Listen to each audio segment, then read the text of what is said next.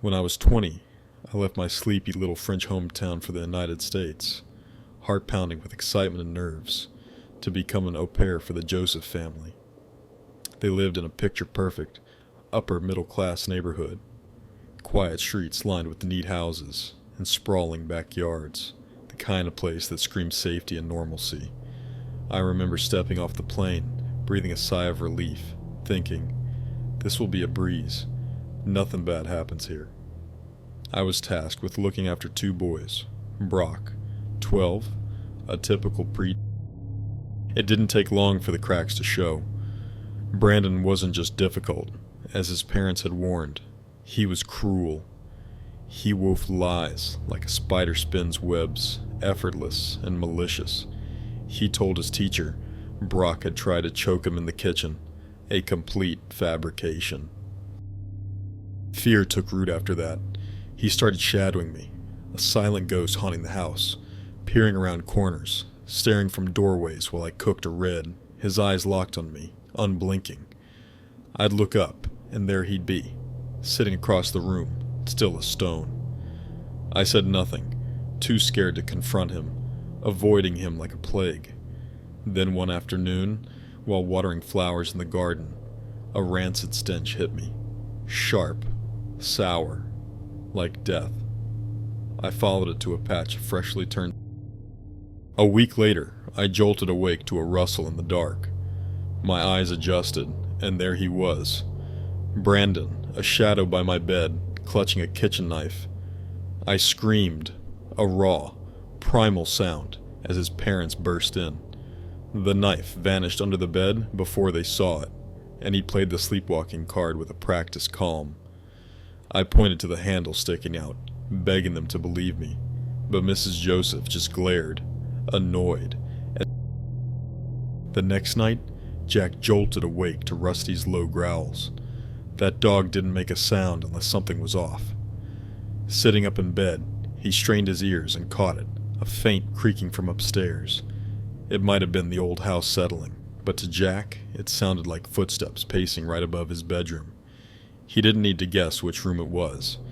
Part of him wanted to grab the shotgun from the shed, but he held back, convinced he could handle whatever was up there with his bare hands if it came to it. Flashlight in hand, he climbed the stairs again.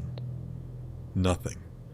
The room hadn't changed a bit, still frozen in time. His irritation was starting to give way to dread. Something was wrong in that house, and he could feel it in his bones.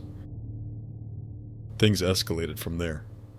One morning, Jack came downstairs to find the kitchen lights blazing. He knew he'd switched them off before bed. He wasn't careless like that. Doubt evaporated. Someone was messing with him. Panicked, he called the cops, reporting a possible prowler. They searched the place top to bottom but turned up empty-handed. They were polite, told him to call again if anything happened, but Jack could tell they thought he was losing it. Then came the worst night. Unable to sleep, he dragged himself upstairs to confront the bedroom once more, hoping to put his mind at ease. When he pushed the door open, his blood ran cold. Clara's clothes, neatly packed away after her death, were strewn across the floor, and there, in the doorway, stood a woman. She wasn't Clara, too small, too unfamiliar, but she stared at him with an eerie stillness. Terror gripped Jack like never before. Without a second thought, he charged at her. She spun around, darted down the stairs, and vanished out the front door. By the time Jack and Rusty reached the yard, she was gone, leaving no trace. Sleep didn't come that night, or for months after. Jack's life became a waking nightmare. Every creak, every rustle had him jumping, convinced he heard footsteps overhead. He kept his shotgun by the bed, half expecting he'd need it. One night, sitting in the living room, he spotted her again, a figure in the yard, staring through the window. His heart stopped. Grabbing the gun, he bolted outside with Rusty at his heels. She stood there, a dark outline in the moonlight, just watching. Jack fired a few shots into the sky, hoping to scare her off. It worked. She fled into the shadows, but the relief was fleeting. For weeks, he lived on edge, tormented by some stranger he figured might be desperate or deranged. Why she targeted him, he couldn't fathom. She hasn't returned since, but Jack's certain she will. He's ready to protect himself, though the constant fear is wearing him thin. Rusty's his saving grace. Without that dog, he'd be lost. If anything changes, he'll let you know.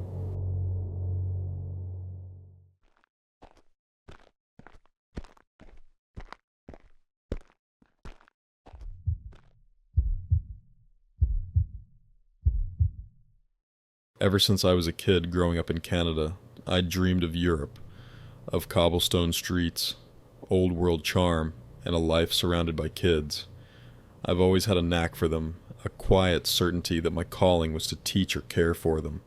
So when I stumbled across the chance, landing at Charles de Gaulle, I scanned the crowd for Leah's face. Nothing. My phone buzzed. Stuck in traffic, Cherie. Go to the pickup area. Someone's coming for you. I squinted at the French, double-checking with Google Translate, unease prickling my skin. Minutes later, a woman approached. Late 40s, short blonde hair, a smile too bright to trust. She wasn't Leah. You're Leah's au pair, right? I'm her cousin. She sent me. She chirped. My stomach knotted. I fumbled for my phone to call Leah. Straight to voicemail. No ring. She's driving. Where are we going? I demanded, voice shaking. A shortcut, she said lightly. Leah's waiting. Her eyes stayed on the road, smile fixed. I wasn't buying it. Take me back to the airport, I said louder. Silence. Now? Or I call the police. She laughed. Actually laughed. Telling me to relax. That I was overreacting. My blood ran cold. I knew it then. I was being taken. The next time the car slowed at a turn, I didn't think. I kicked the door open and threw myself onto the pavement, skin scraping asphalt as I rolled. She didn't speed off. She just sat there, staring through the windshield, like I... She stepped out, took a step toward me. I'm calling the police! I shrieked, bluffing through tears. That stopped her. Without a word, she yanked my suitcase from the trunk, tossed it onto the road, and peeled away. I memorized the license plate as she vanished, my mom's voice steadying me through the line. Alone on that desolate street, I hitchhiked to a friend's place in Paris, my only lifeline. Her family took me in, fed me, helped me report it all to the police. The truth unraveled like a punch to the gut. No Leah, no au pair family. It took months to shake the what-ifs. The nights waking up gasping, imagining where that car was headed. I made it back to France eventually, through a legit agency this time, chasing residency and a fresh start, but that day still lingers. A calculated snare I barely escaped, a reminder of how close I came to disappearing.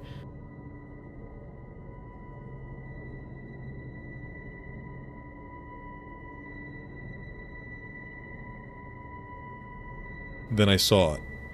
An old black and white photo on the dresser, showing a bride with a faint smile that didn't quite reach her eyes.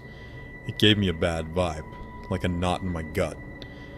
I stepped back, ready to bail, when another sound stopped me cold. This time, it wasn't the door. It was coming from the big room we'd just left. Ethan and Chloe exchanged a look, and that was it. We were done. We grabbed our stuff and hightailed it out of there, scrambling over the fence like our lives depended on it. When we hit the street, none of us said a word.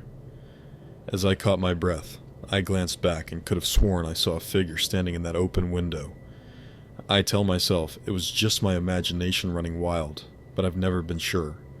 After that night, the six of us never went back together. Years later, I checked the spot out again, but the chapel was gone.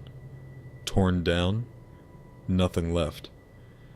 I still don't know what we ran into that night. I'm just glad I had friends there to back me up. Alone, I might have convinced myself it never happened. If anyone's curious enough to dig into it, go for it. I never found anything online, but I'd bet that place had a story it wasn't telling,